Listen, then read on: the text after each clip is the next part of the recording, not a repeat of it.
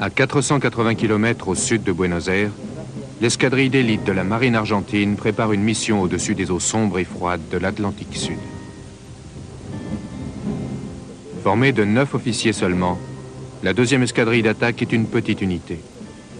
Mais équipée de leur avion d'attaque d'assaut super-étendard, armé du redoutable missile Exocet, ces hommes sont un adversaire de choix pour toutes les marines du monde, même les plus modernes.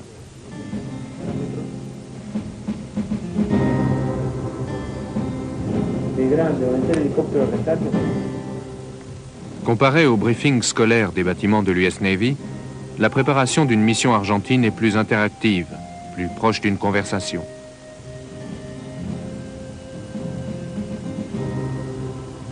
Mais ces réunions apparemment informelles traduisent mal le danger potentiel de la mission.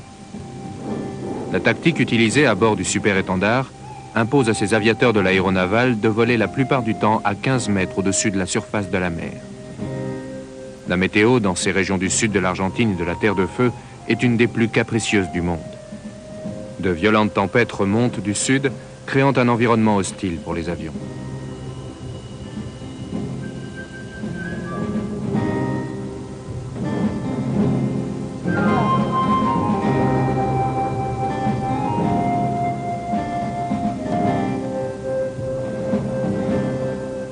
La majeure partie des hommes de la deuxième escadrille d'attaque ont été formés aux États-Unis. L'école des LSO, officiers de signalisation à l'atterrissage de l'US Navy, est le seul moyen pour ces jeunes pilotes argentins d'apprendre un métier à haut risque. Le guidage d'un avion à l'appontage sur un porte-avions.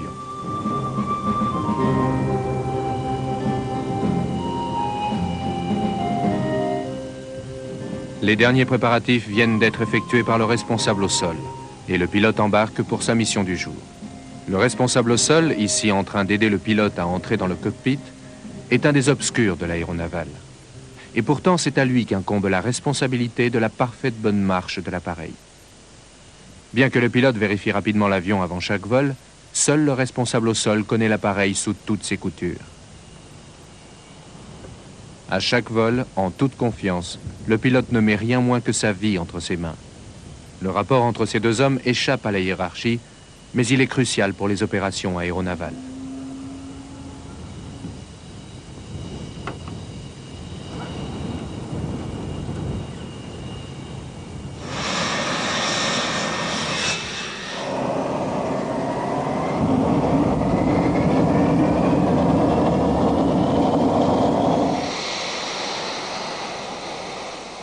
Le super-étendard s'anime.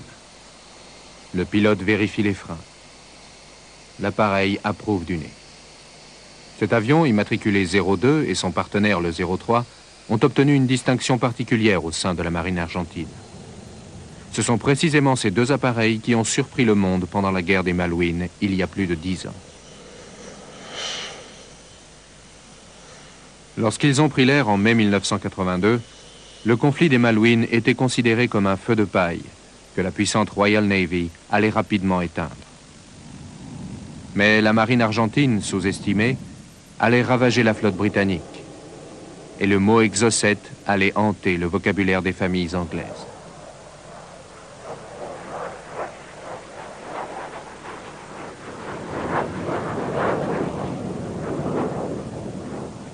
Aujourd'hui, comme pendant la guerre des Malouines de 1982, ces deux super-étendards quittent ensemble leur base terrestre une nouvelle fois pour une mission d'entraînement au-dessus des eaux sombres et glaciales de l'Atlantique Sud.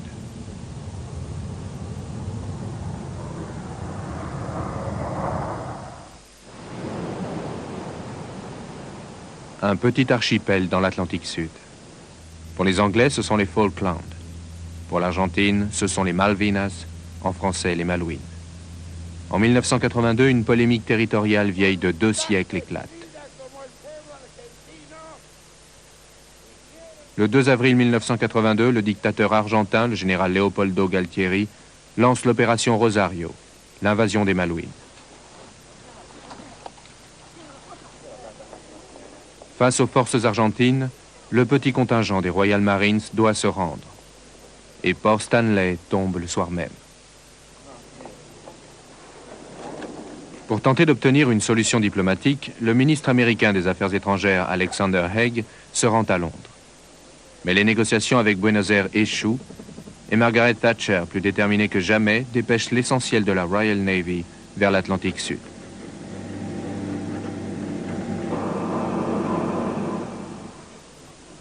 La reprise des Malouines est officiellement baptisée Opération Corporate. En 1982, la Royal Navy n'a plus que 2 porte-avions en service. Le vieux HMS Hermes et le plus récent mais plus petit HMS Invincible.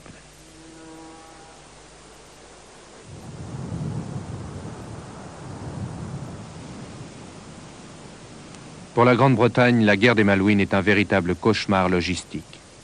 Les Anglais utilisent certes l'île de l'Ascension comme base de ravitaillement et de communication, mais les 13 000 km de voyage vers le sud étirent les lignes logistiques navales à leur extrême limite.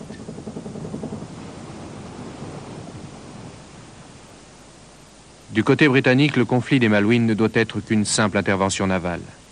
Mais en cas de guerre aérienne, ne disposant d'aucune base dans l'Atlantique Sud, l'Angleterre ne pourra compter que sur sa flotte de porte-avions.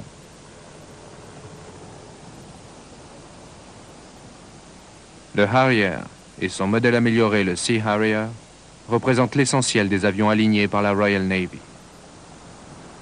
Il s'est depuis longtemps forgé une réputation de redoutable appareil d'attaque. Il a été conçu comme machine d'appui au sol à basse altitude grâce à sa capacité de décoller et d'atterrir à la verticale. Mais malgré sa polyvalence, il n'a jamais été prévu pour le combat aérien.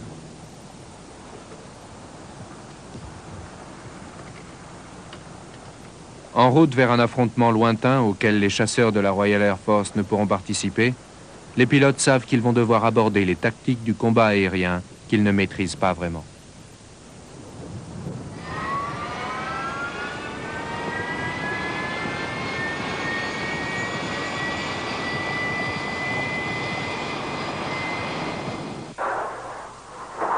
Le 1er mai 1982, les navires britanniques approchant de Port Stanley sont attaqués par des A-4 Skyhawk et des Mirage Dagger des forces aériennes argentines.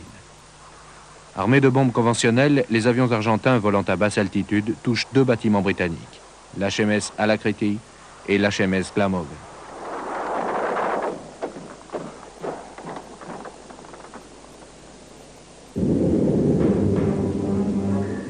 La Royal Navy riposte immédiatement et les Harriers sont catapultés face aux avions ennemis. L'appareil le plus puissant déployé depuis les bases argentines est le Mirage 3 de fabrication française. L'après-midi du 1er mai, les Mirages argentins et les Sea Harrier britanniques sont face à face pour le premier combat aérien de la guerre. Pour gagner en duel aérien, le pilote doit imposer à son adversaire l'altitude et la vitesse favorables à son propre appareil. Le Sea Harrier est plus efficace à moyenne altitude et en combat rapproché. Les pilotes argentins tentent donc d'entraîner les Sea Harrier dans le domaine des mirages, haute altitude et grande vitesse.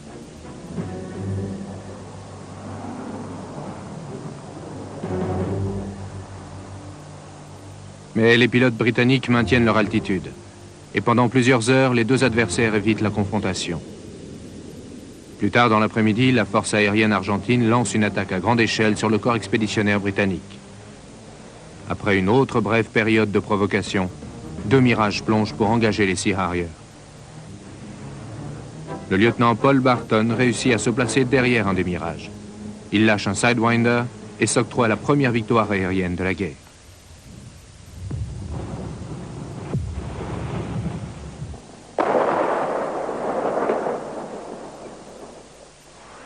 Le Harrier exécute également des missions d'attaque au sol sur les troupes argentines retranchées ainsi que sur la piste aérienne de Port Stanley. Les attaques doivent être précises et bien préparées afin d'éviter de frapper des civils dans la capitale de l'île.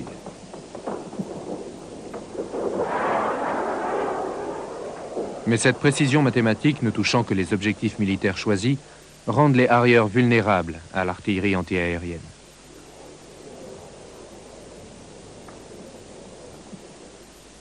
Au cours de ce conflit, 5 Harriers seront abattus. Malgré la protection des Harriers, les attaques à basse altitude sur les navires britanniques font beaucoup de victimes des 2 côtés. Mais le coup le plus étonnant porté à la force d'intervention britannique ne va pas venir des bombardiers à basse altitude, mais d'un adversaire qu'ils ne verront jamais. Le 4 mai, le destroyer anglais HMS Sheffield est en mission de surveillance radar à 40 km à l'ouest de la flotte d'intervention. À son bord, les hommes chargés de la protection du porte-avions Hermès ne se doutent absolument pas de ce qui va bientôt les frapper.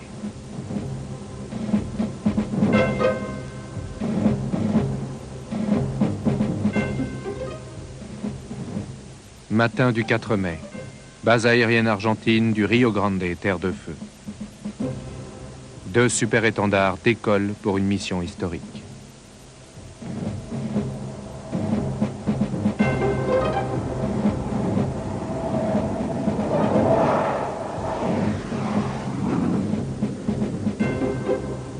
Par le sud, les 2 appareils se glissent sous la zone radar des navires britanniques. À 50 km de leur objectif, ils tirent leurs missiles. Les hommes du Sheffield aperçoivent quelque chose à l'horizon qui se dirige sur eux, mais il est déjà trop tard.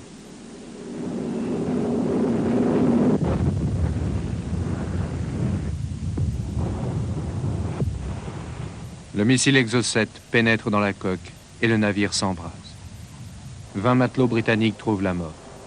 Le Sheffield éventré sombre au cours d'une tentative de sauvetage 6 jours plus tard.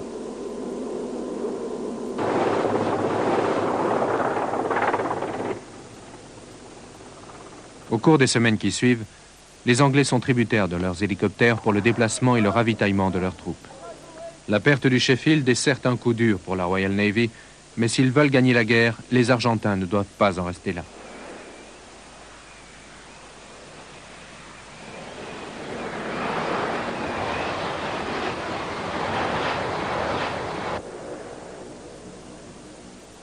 Le 25 mai, 2 avions décollent de Rio Grande avec pour mission la destruction du plus gros des porte-avions britanniques, le Hermès. Il ne reste aux Argentins que 3 Exocet, et la réussite de l'attaque est donc essentielle. Le capitaine Roberto Kurolovic participe à cette mission. On s'entraîne pendant des années à ce genre de mission. Le pays vous paye durant votre formation, il paye votre avion, les missiles et tout le reste. Alors quand c'est à vous de jouer, vous n'avez pas le droit à l'erreur.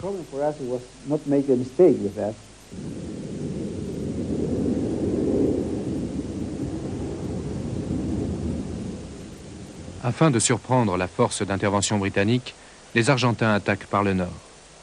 Mais pour rejoindre leur cible, les appareils doivent être ravitaillés en vol par des KC-130.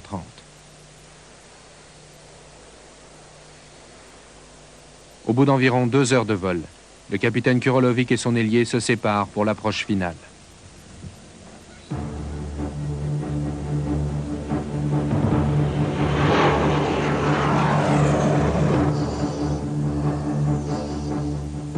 Maintenant un silence radio total, le capitaine Kurolovic s'approche à moins de 60 km de la flotte anglaise avant d'envoyer sa charge mortelle.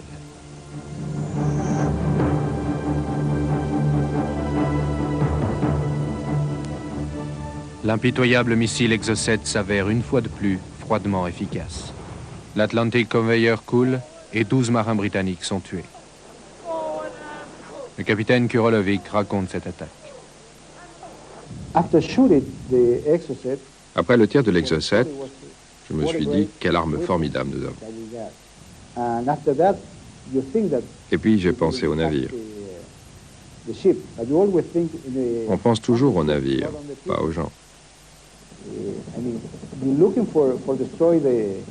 On veut détruire le bâtiment. Le missile est conçu pour neutraliser ou détruire ou couler le navire, pas pour tuer des gens. C'est pas notre but. Avec seulement 4 avions et 5 missiles, la 2e escadrille d'attaque a ainsi porté un coup terrible à la puissante Royal Navy. Aujourd'hui, la 2e escadrille d'attaque de la marine argentine opère toujours à partir de bases terrestres au sud de l'Argentine. Les avions qui ont mené à bien les missions contre les Anglais en 1982 sont maintenant pilotés par une nouvelle génération de pilotes.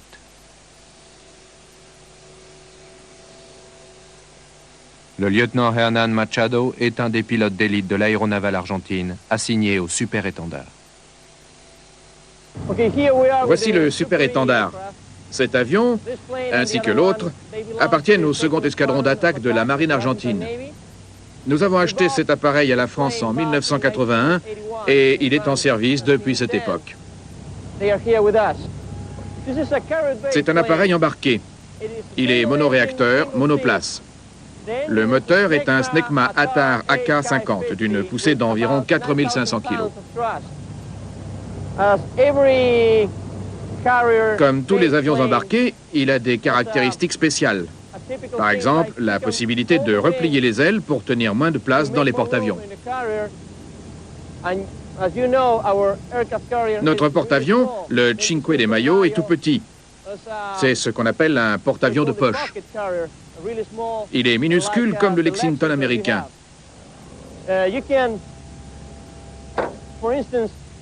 On peut par exemple replier les ailes comme ça pour gagner de la place à bord du bâtiment.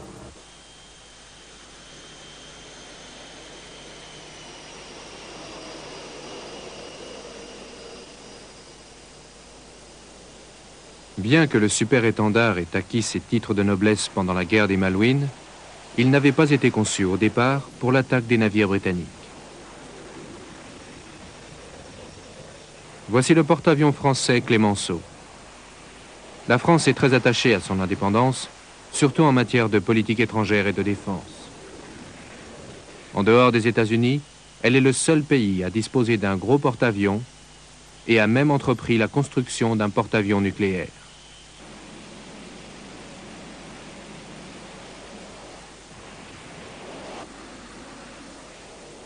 Le super-étendard symbolise également cette indépendance. Avec l'océan pour seule limite, il peut être déployé sur toutes les mers du monde.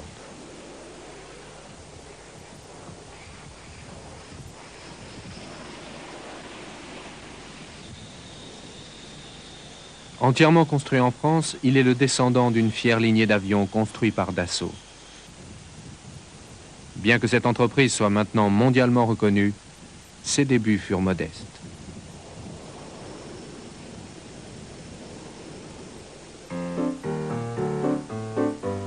En 1918, un jeune homme nommé Marcel Bloch construit son premier avion.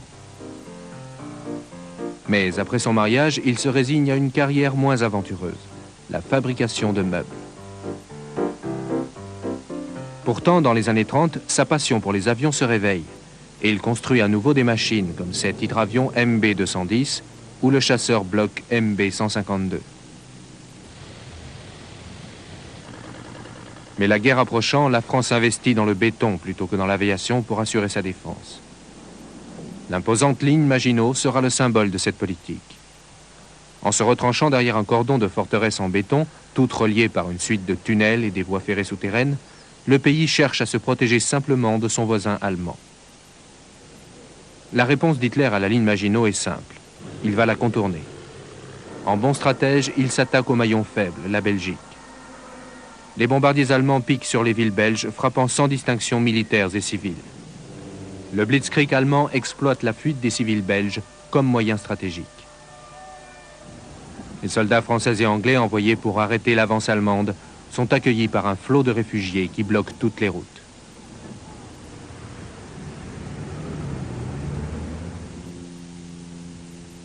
En France, les bombardiers allemands pilonnent les pistes aériennes et les hangars.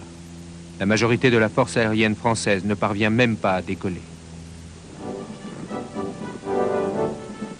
La défaite est rapide et les troupes allemandes défilent sur les Champs-Élysées.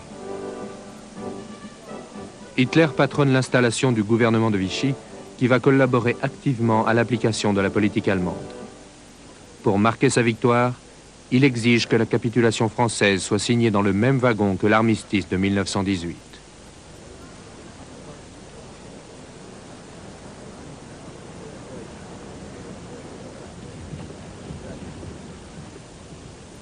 Pendant l'occupation allemande, Marcel Bloch est arrêté et envoyé en camp de concentration. Mais la guerre s'amplifie et la résistance française s'organise. Le frère de Marcel Bloch, Paul, réussit à s'évader et devient une figure marquante de la résistance. Son nom de code dans l'organisation est char d'assaut.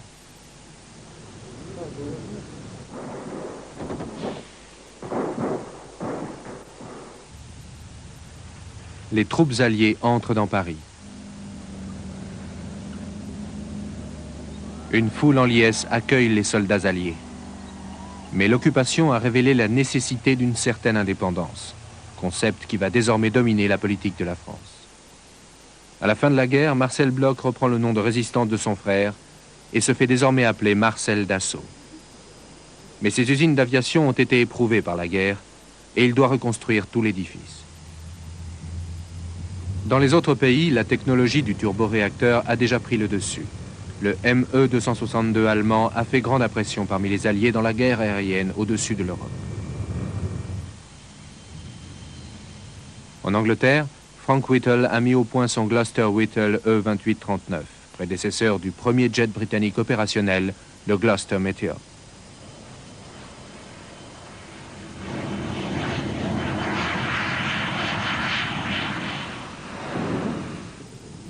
Aux États-Unis, le turboréacteur de Whittle va servir à propulser le premier appareil à réaction américain, le Bell XP-59A.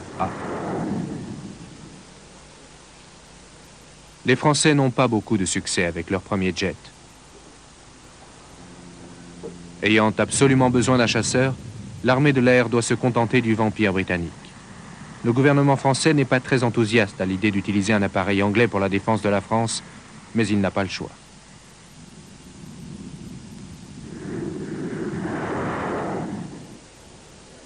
Marcel Dassault est déterminé à construire un avion à réaction pour la France.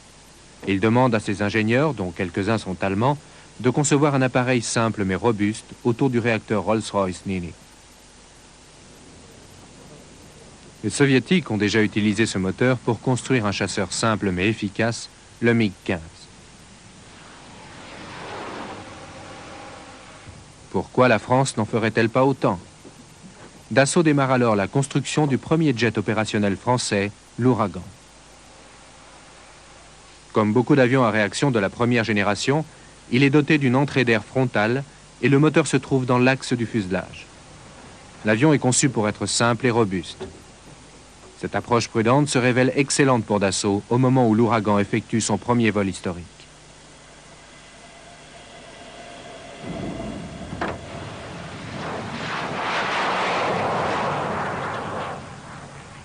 Marcel Dassault, désormais constructeur d'avions de combat à réaction, commence à tisser des liens solides avec les dirigeants français, relation naguère exclusivement réservée aux constructeurs nationalisés. Sans perdre de temps, il profite de sa position dans le microcosme aéronautique français pour se lancer dans la création d'avions supersoniques. Sa doctrine, gagner du temps à la conception en utilisant le plus possible d'éléments déjà éprouvés.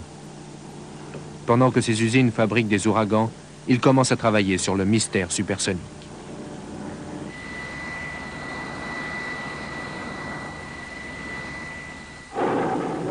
L'appareil ressemble fortement à l'ouragan, mais avec ses ailes en flèche et son moteur plus puissant, le mystère fait passer la France de l'autre côté du mur du son.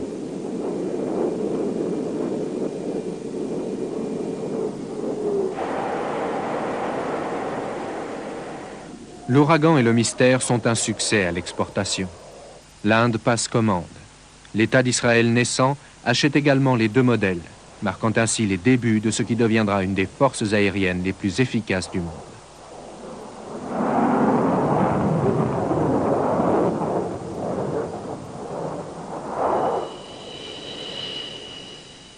Au cours des années 50, Dassault produit des versions allégées du mystère pour se maintenir face aux progrès technologiques incessants des États-Unis, de l'Angleterre et de la Russie.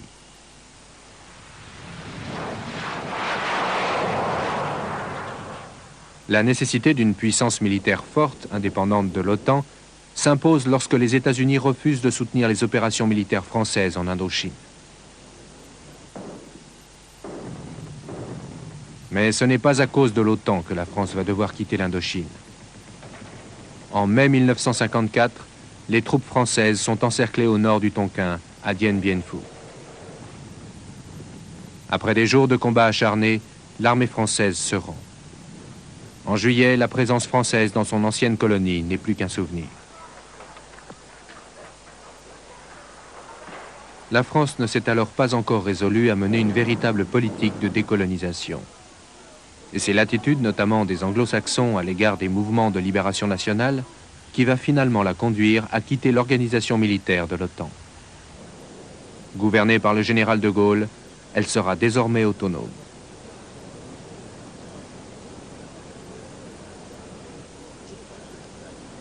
Marcel Dassault va jouer un rôle essentiel dans le développement de l'aviation française au cours de la guerre froide. À la fin des années 50, l'armée de l'air a besoin d'un avion d'attaque plus lourd, capable de remplacer les mystères vieillissants. Elle commande alors 2 prototypes du Mystère 14, rebaptisés Étendard.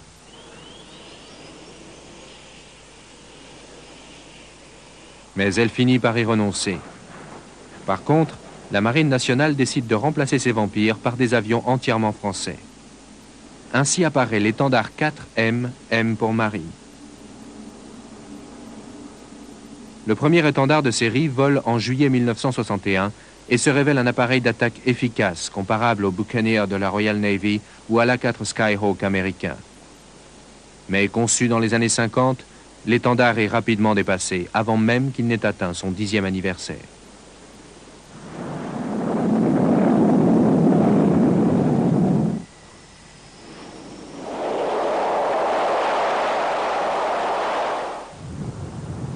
En 1970, la terreur nucléaire devient universelle.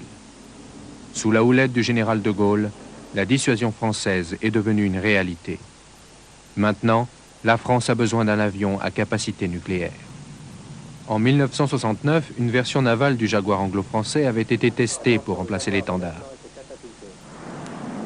Cet appareil d'attaque basé au sol, rebaptisé Jaguar M, démontre qu'il peut convenir à l'aéronaval. Bien qu'il ait réussi une série complète d'essais sur porte-avions, la Marine nationale se tourne vers une version améliorée de l'étendard.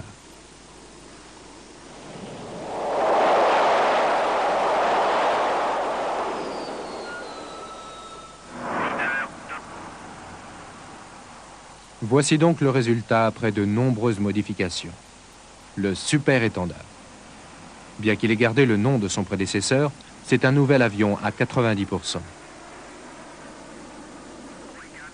Le fuselage a été redessiné pour loger le nouveau moteur ATAR AK-50 plus puissant. Des améliorations aérodynamiques permettent au super étendard de décoller à beaucoup plus forte charge. Cependant, la plus grande différence réside dans son système sophistiqué de navigation et d'acquisition. Le super étendard est capable de remplir un grand nombre de missions, de l'attaque à la reconnaissance. Avec ses 4 pylônes chargés de bombes, il se révèle une formidable plateforme d'appui au sol.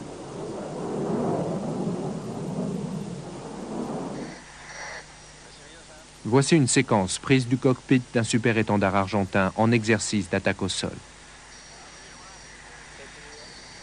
La progression de l'avion est matérialisée sur un trait vertical, avec en haut le repère de l'objectif. Quand les deux se rejoignent, le pilote fait feu.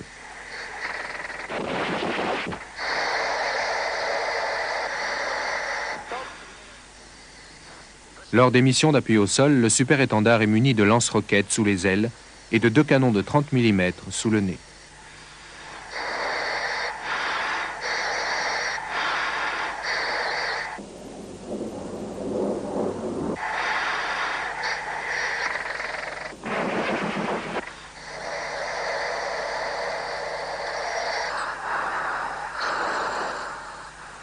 Il peut également servir au combat aérien, bien qu'il ait peu de chance face à un chasseur naval spécialisé comme le F-14 Tomcat américain.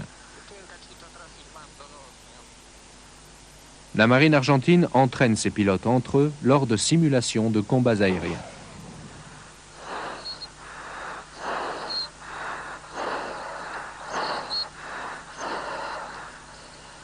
Au-dessus des nuages de la Terre de Feu, un pilote argentin a pris sa cible en chasse.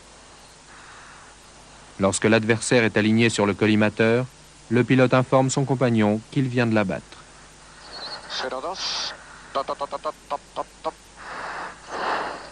Malgré sa polyvalence, la mission principale du super étendard n'est ni le combat aérien, ni l'appui au sol. La mission principale de cet avion est de lancer le missile Exocet. Cet appareil est parfaitement équilibré et très rapide au ras du niveau de la mer.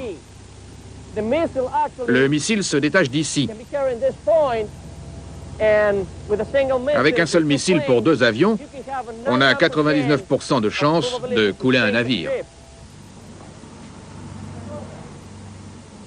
L'Exocet est un énorme engin, et la fixation du missile sur l'avion n'est pas une sinécure. Il faut tout d'abord démonter les canons de 30 mm sous le nez de l'avion. Le réservoir de l'aile droite doit être enlevé pour ajouter des points d'ancrage spécialement disposés pour tenir le missile.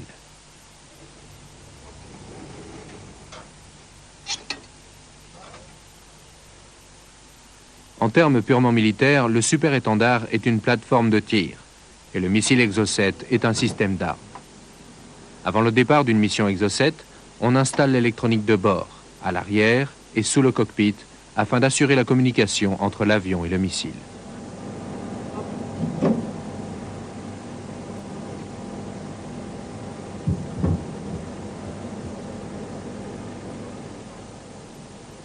La société aérospatiale a baptisé son missile d'après l'Exectus, une variété de poisson volant qui glisse au-dessus de la surface de l'eau. Le terme missile ne traduit pas parfaitement la puissance de cette arme destructrice. Elle s'apparente plutôt à un kamikaze propulsé par fusée, piloté par un système de navigation informatisé qui va lui-même trouver sa cible. Si le navire manœuvre, le missile le suit. Si le missile est temporairement troublé par l'émission de leurre métallique en provenance du navire, l'ordinateur de navigation va se réorienter et continuer sa recherche pour l'objectif le plus proche. Déterminé à toucher son objectif, il ne s'arrêtera que lorsqu'il n'aura plus de carburant ou qu'il déchirera la coque d'un navire.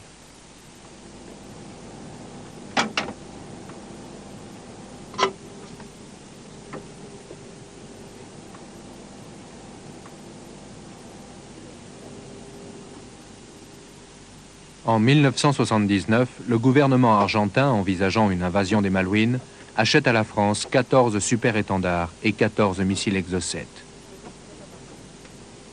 L'année suivante, un certain nombre d'officiers armuriers argentins se rendent en France pour apprendre à monter le missile sur l'avion. Cependant, en 1982, seuls 5 avions et 5 missiles ont été livrés à l'Argentine. Lorsque la guerre des Malouines se déclenche, la France cesse sa collaboration technique et met fin à toute livraison de matériel militaire. Livrés à eux-mêmes, les officiers et les techniciens d'armement peu expérimentés doivent résoudre tant bien que mal tous les problèmes concernant l'appareil et son missile.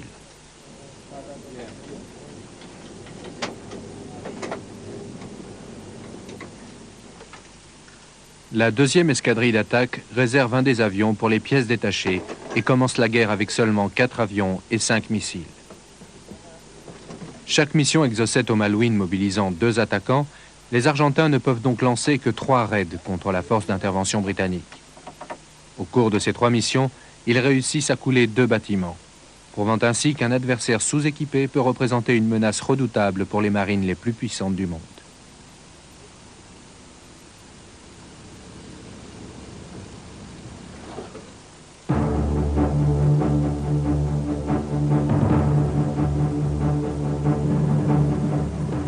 Ce type de missile avait fait son apparition avant la Seconde Guerre mondiale, lorsque les Allemands avaient testé les bombes anti-navires propulsées par fusée.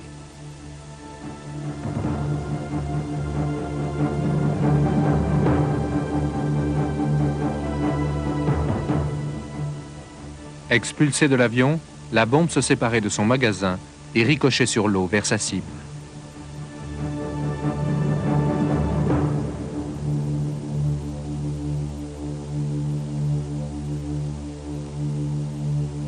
À l'approche de l'objectif, elle s'enfonçait dans l'eau et le détonateur actionné par la pression déclenchait l'explosion.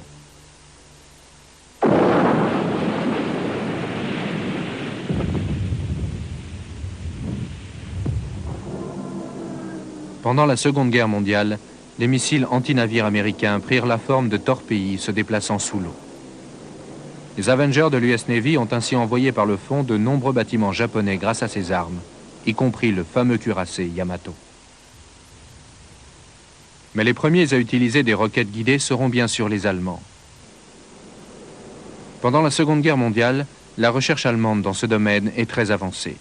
Des moteurs fusées BMW sont logés dans des roquettes assez petites pour être montés sous les ailes d'un avion.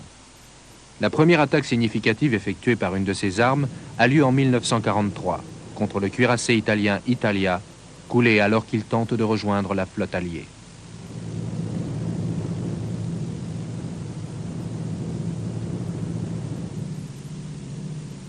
Les bombes fabriquées par Dornier et Henkel vont servir de support pour les essais allemands de fusées radiocommandées. On voit ici une fusée guidée directement vers le centre de sa cible.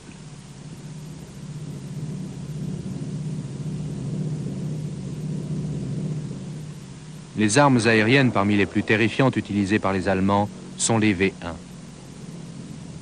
Les bombardiers Henkel 111 veillent simplement à ce que l'engin, mû par un pulsoréacteur, file sur sa cible. Au cours de la guerre, plus de 2000 V1 seront lancés, causant d'énormes dégâts.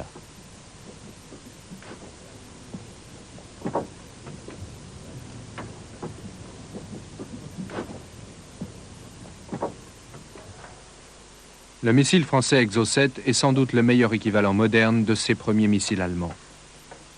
Les pilotes de l'aéronavale opérant à partir du Clemenceau sont parfaitement entraînés aux tactiques de lancement contre les navires ennemis.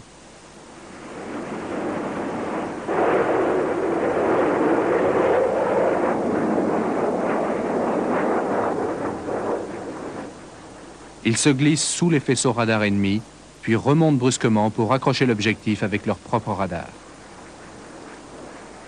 À ce moment-là, l'adversaire peut repérer l'avion qui approche, mais il est déjà trop tard. Le pilote a transmis les informations au missile et la mise à feu est déjà effectuée.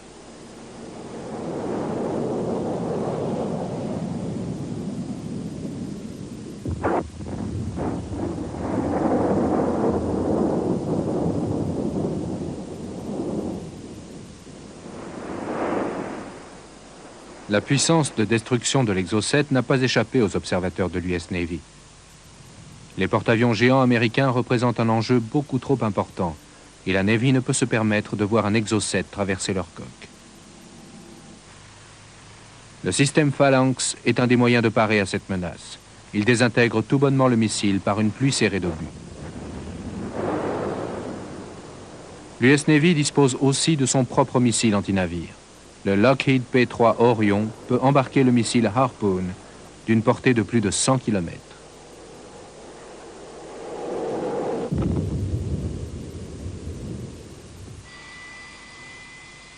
Mais jusqu'à présent, seul le super-étendard et son missile Exocet ont fait la preuve de leur efficacité au combat.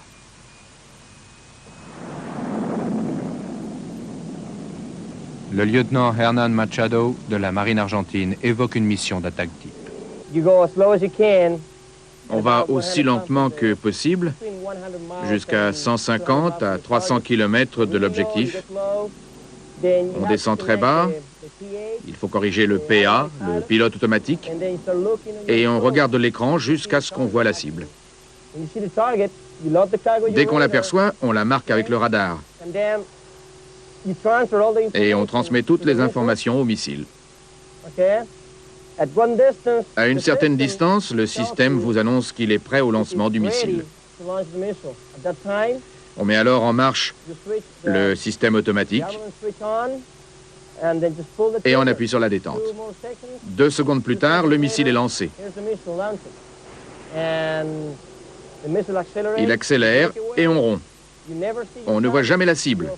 On est très loin d'elle et ensuite, les journaux ou la radio ou les renseignements vous apprennent si vous avez touché le navire ou pas. Ça s'appelle tirer et oublier et c'est la mission d'aujourd'hui. C'est ce que nous avons fait au Malouines. Le missile Exocet pèse près de 500 kg et quand il quitte l'avion, le pilote doit compenser le brusque changement de poids. Puis, on bascule vers la gauche en actionnant les volets de freinage à gauche. On vire sur 90 degrés et on pousse à 3 ou 4 G pour s'éloigner de l'objectif le plus rapidement possible. Parce qu'il y a des patrouilles de chasse autour de la flotte ennemie qui vous cherchent. Les patrouilles d'interception de la Royal Navy n'ont jamais pu voir un super-étendard argentin. Dès que les assaillants apparaissaient sur les écrans radars anglais, les pilotes argentins avaient déjà viré vers leur base.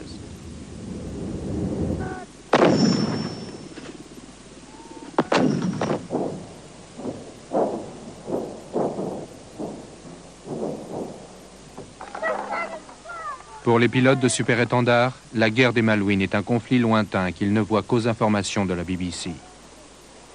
Lorsque les Anglais débarquent sur les îles, la guerre est déjà terminée pour la deuxième escadrille d'attaque. Les 5 missiles Exocet ont été tirés. En coulant 2 bâtiments, ils ont fourni leur part de l'effort de guerre argentin.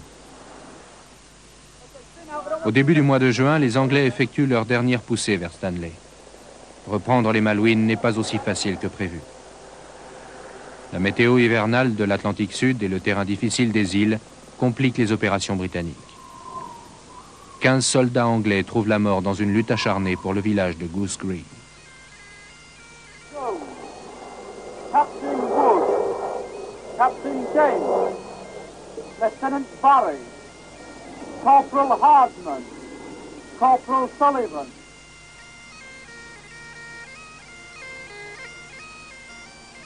Malgré ces revers, les troupes britanniques accélèrent la guerre terrestre. Lors de l'invasion, les Argentins ont maintenu bon nombre de leurs troupes d'élite sur le continent. Les forces argentines sans expérience n'ont donc que peu de chances de résister face à une infanterie britannique très entraînée et face aux commandos SAS. Le 15 juin, les soldats britanniques entrent triomphalement dans Stanley et l'Union Jack flotte à nouveau sur la ville.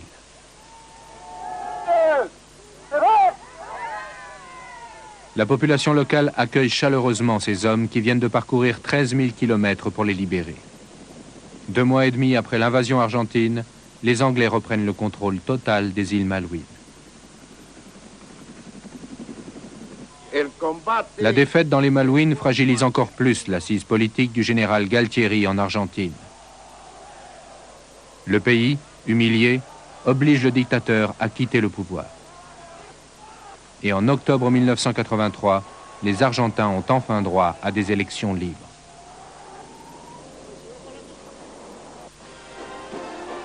Après un voyage de retour épuisant, la flotte d'intervention britannique est accueillie chaleureusement à Portsmouth. Margaret Thatcher vient de signer là une victoire non seulement militaire, mais aussi politique. Mais une victoire qui a un prix. 6 bâtiments de la Royal Navy ne reverront plus jamais leur port en Angleterre. Dotée d'un gouvernement élu démocratiquement, l'Argentine a maintenant rétabli ses relations avec les pays occidentaux.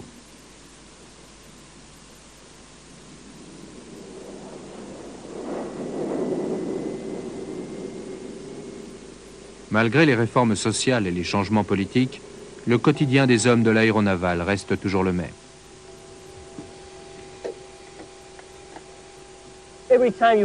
À chaque vol, c'est différent. D'ailleurs, chaque jour, on se sent différent. Et quelquefois, on n'a pas envie de voler, mais il faut quand même y aller. La plupart du temps, on se réjouit de pouvoir voler. C'est ce que je dis toujours à ma famille. Je fais mon boulot, j'aime ça, et en plus, on me paye pour le faire. C'est merveilleux.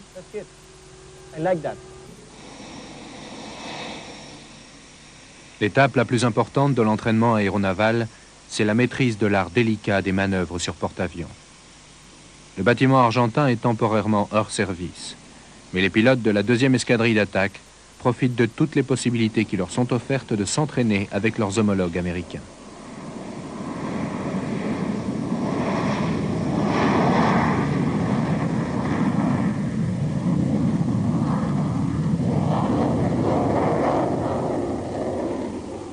Chaque fois qu'un porte-avions américain passe non loin de la Terre de Feu, les Argentins profitent de l'opportunité pour pratiquer quelques touch-and-go diplomatiques.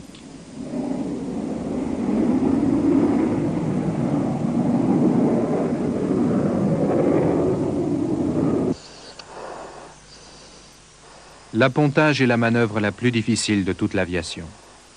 Lorsque le pilote est en approche, son cœur bat de plus en plus rapidement. Bien que les pilotes américains et argentins viennent de différentes parties du monde, un point commun transcende culture et langue. Ils sont dans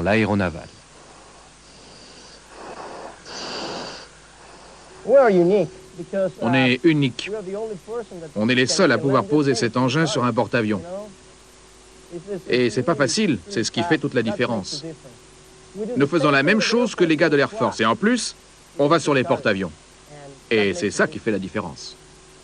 Nous, on s'accroche par la queue. On est les meilleurs et les gars de l'Air Force le savent.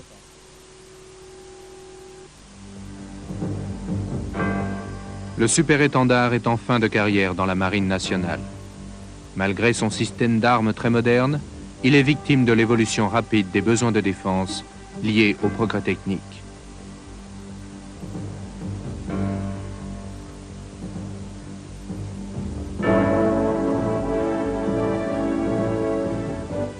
Il sert depuis 1979 dans la Marine nationale comme appareil polyvalent.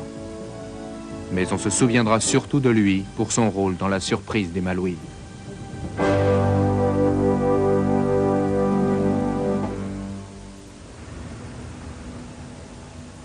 Mais la firme Dassault n'a pas attendu la retraite du super-étendard. Elle lui a déjà construit un successeur.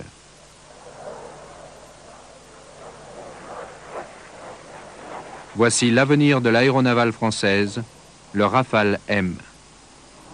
Cet appareil multirôle biréacteur à commande de vol électrique entièrement française est la suite logique du super-étendard. En contact étroit avec l'armée de l'air et la marine, Dassault s'assure le quasi-monopole de la fourniture d'avions de combat, tout en préservant l'indépendance du pays en matière d'armement. Une relation mutuellement bénéficiaire qui avait commencé avec l'Ouragan et se perpétue avec le Rafale M.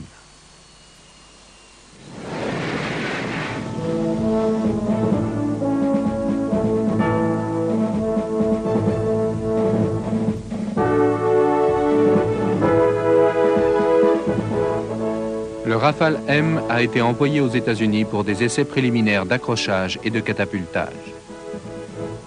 Pour offrir une bonne agilité à basse vitesse, Dassault a choisi la solution double delta, en montant des empennages canards à l'avant, qui augmentent la portance au moment de l'atterrissage et du décollage.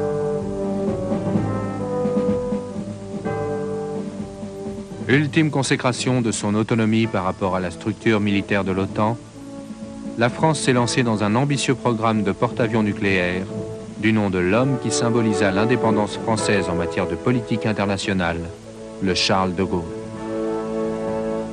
Il sera le seul porte-avions nucléaire non américain.